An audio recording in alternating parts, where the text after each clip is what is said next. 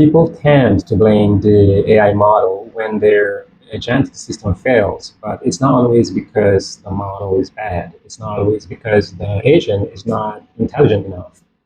And it's not always because you picked the wrong AI tool. A lot of agentic systems fail because they are implemented once and then left alone. That's the truth.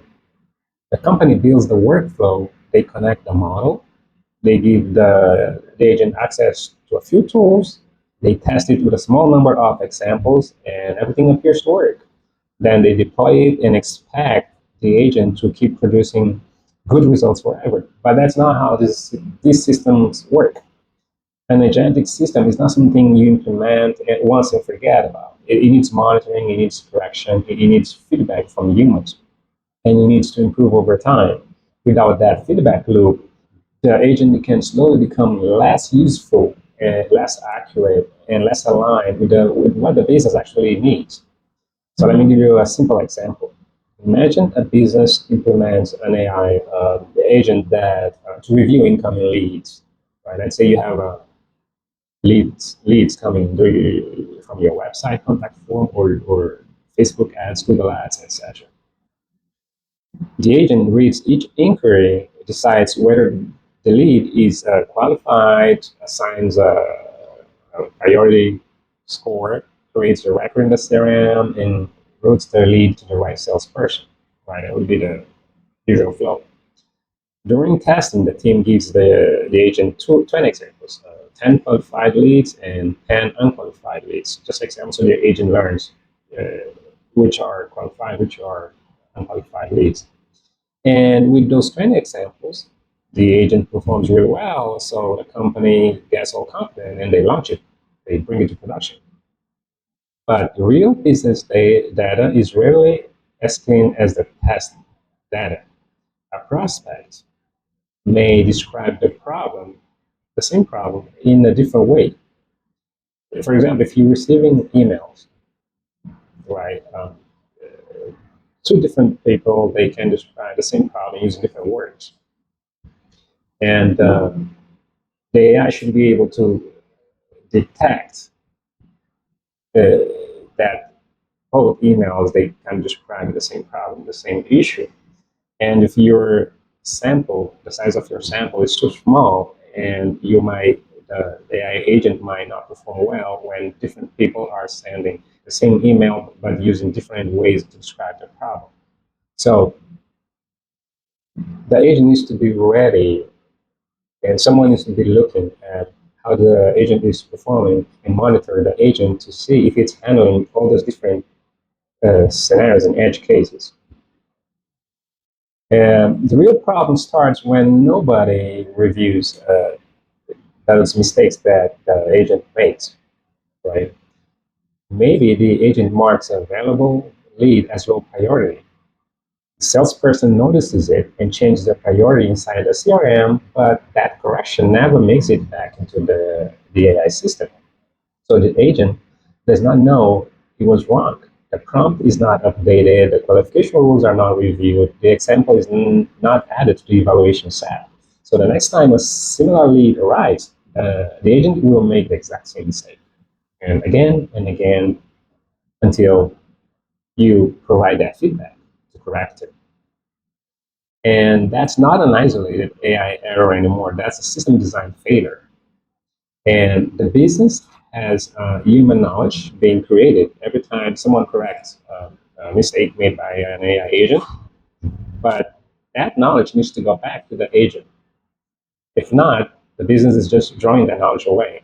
That's why the feedback loop matters. A feedback loop means the system captures what happened after the agent took action. For example, was the classification correct? Did the employee accept the recommendation? Did someone override it? Was the lead actually qualified? Did the customer issue get resolved? Did the action produce the expected outcome? Did the agent need human help? That information should flow back into the improvement process.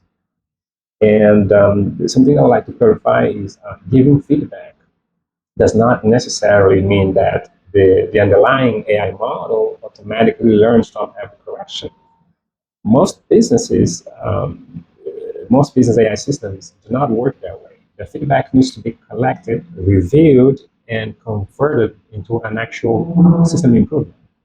So you can have, for example, a SOP, a standard operating procedure, where you specify the steps for improvements, like what needs to be done first, the cadence, how many times a week or a month that you guys going to perform the review of the AI output, and how that knowledge should be put back in the AI agent so it can learn from the mistakes.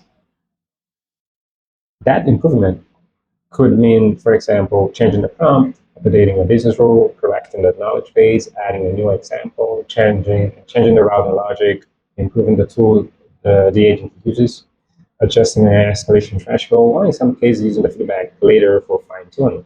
So the feedback loop itself is not magic, it's an operational process, and this is where many companies get it wrong. They focus heavily on implementation. They spend time choosing the model. They build the integrations. They design the interface. They launch the agent, but they do not design what happens after launch. Who reviews the agent's decisions? Where are mistakes recorded? How are human corrections captured?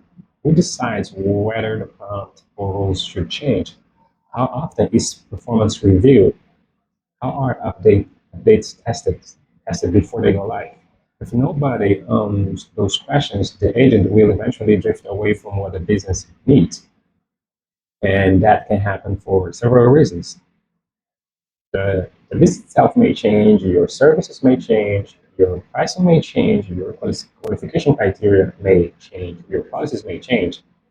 And also the model provider may release an update to the model that changes how the model behaves. For example, traffic in OpenAI, they constantly train their model and trying to make better, but sometimes that can affect the behavior of the model. So the prompt you had probably need some adjustment with this new version of the model.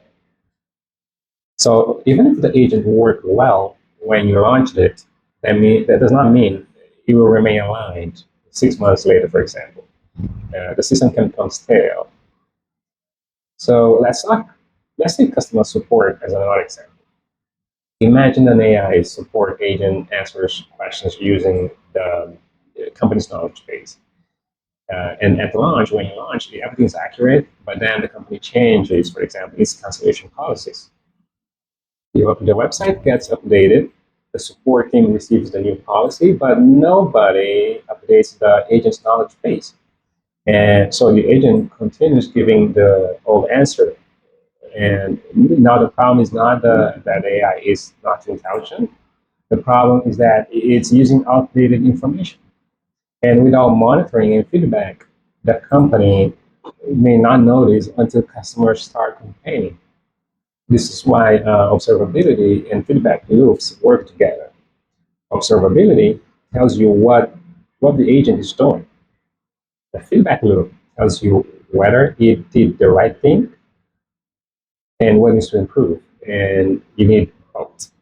It's not enough to know what the agent process, to know that the agent processed 1,000 requests, for example.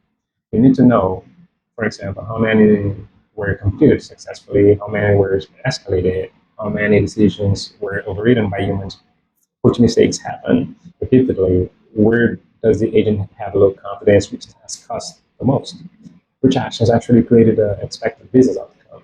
Those are the signals that help you improve the system. For example, if employees override the agent's communications recommendations 30% of the time, something's wrong. If the employees are constantly correcting the agent, definitely something's wrong. So maybe the prompt isn't clear, maybe the agent does not have the right context. Maybe the business rules are outdated. Maybe the model is not strong enough for that specific task. Or maybe that decision should never been fully automated in the first place. The data tells you where to investigate, and this is where the AI architecture becomes really important. A good agentic architecture should include the feedback loop from the very beginning. It should not be added like 6 months later when people start complaining. By then, your business reputation probably uh, gets gets hurt if you wait until your customers start complaining. So you need a way from the very beginning to capture the agent's input, its decision, the action it took, the result, any human correction, and the final business outcome. Then you need a review process. Again, you should have an SOP in place, a standard procedure in place that everyone will follow. Specific process they follow to improve the AI model. For example, for a high volume, low risk workflow, maybe the team reviews a sample every week. For a higher risk workflow, every output may require human approval at first. Then, as the system proves itself, you can reduce the level of review. And this is sometimes described as human in the loop versus human on the loop.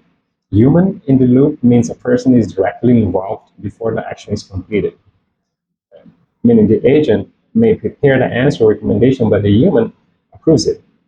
Now, human on the loop, see that it's human in the loop versus human on the loop. Human on the loop means that the agent can act independently, while humans monitor performance and intervene only when necessary. Which approach you use depends on the risk. For example, an agent categorizing internal documents may need limited review, but an agent sending legal, financial, or sensitive customer communications should have much stronger controls.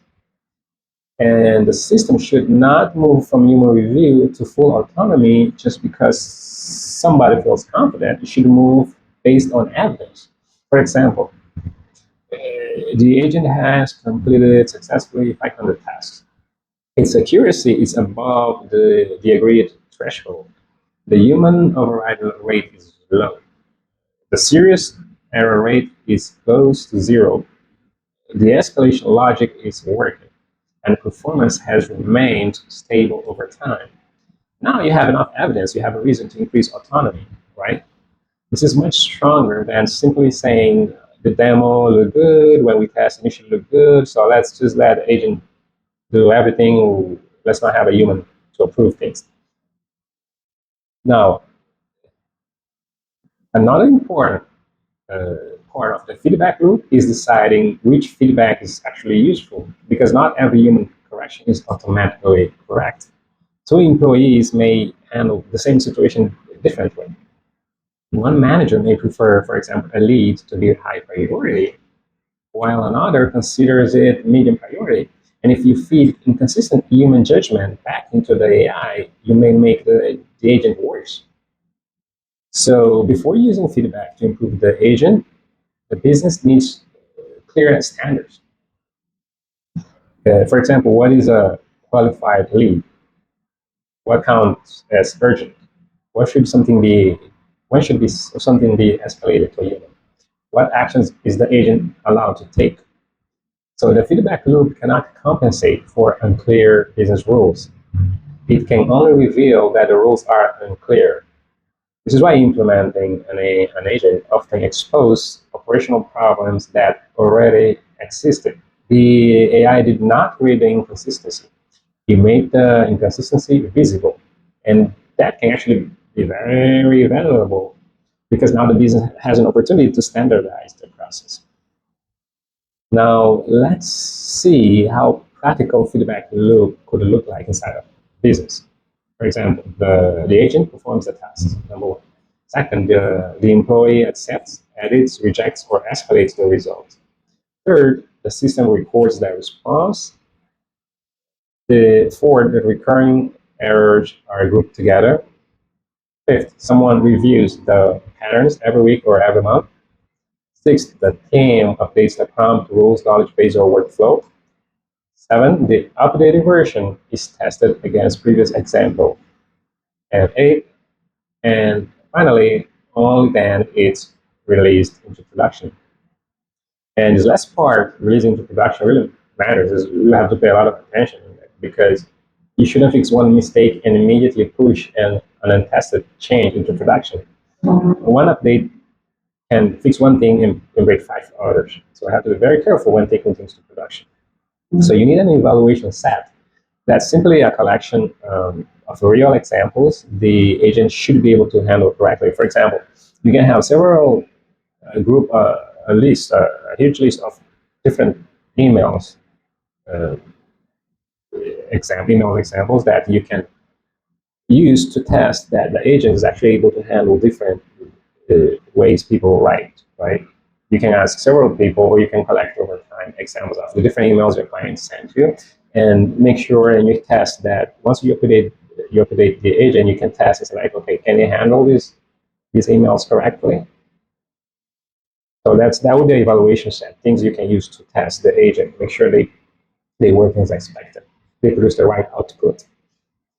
And every time you discover an important failure, you add that example to evaluation set. For example, if a new email comes in and the agent couldn't handle it well, couldn't classify the email correctly, you correct it. You add that email that agent couldn't handle to the evaluation set, and then after you fix the agent, you go again with the example and see if this time it handles it correctly, and also the past examples if it handles, so you don't fix one thing and break the other, if that makes sense. And over time, to think about it, your evaluation set becomes a valuable business asset because it contains the real situation your company encounters, the exceptions, the edge case, the language your customers use, the decisions your team makes. And this is much more useful than testing an agent with a few examples created during a demo. So if your agentic system is not performing the way you expected, do not immediately assume you need a more powerful model. You need to ask yourself, are we collecting feedback? Are human corrections being recorded? Are we reviewing recurring failures? Is the knowledge base current? Are the business rules clear? Are we testing improvements before deployment? Are we measuring business outcomes or just counting how many tasks the agent completed? Because an agent can complete a lot of tasks and still create very little value. So the goal is not activity, it's not, oh, my agent is completing a lot of tasks. The goal is successful outcomes. A useful agentic system should improve response time, reduce manual work, increase consistency, support better decisions, reduce errors, or create some other measurable business result. And if those outcomes are not improving, the system needs attention. So the main lesson here is this: your agent will not reach its ideal performance level on the day you launch it, on the first day you launch it. Launch is the beginning of the learning process, not the end. The agent needs real usage, real exceptions, real human corrections, real performance data, and a structured process for turning all that information into improvements, which I call a SOP. Without that process, the agent will become stale. All right, its mistakes will repeat, and employees will stop trusting the agent. People will start working around the agent instead of using the agent, and eventually the company will say AI did not work for us. But the truth may be that the company implemented an agent without implementing the operating system needed to maintain it. That's the difference. A successful agentic system is not just a model connected to tools. It's the agent, the workflow, the guardrails, the observability, the human oversight, and the feedback loop all working together. So before you launch an AI agent, ask one important question. How will this system learn from what happens after deployment?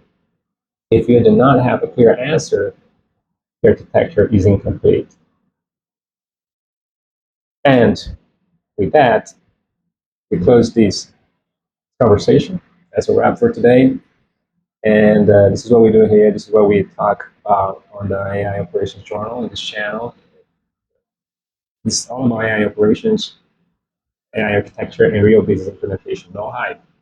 Just have a conversation about how AI actually fits inside real business workflow. So thank you for watching. And if this was helpful, make sure you like and subscribe. And I'll see you in the next video.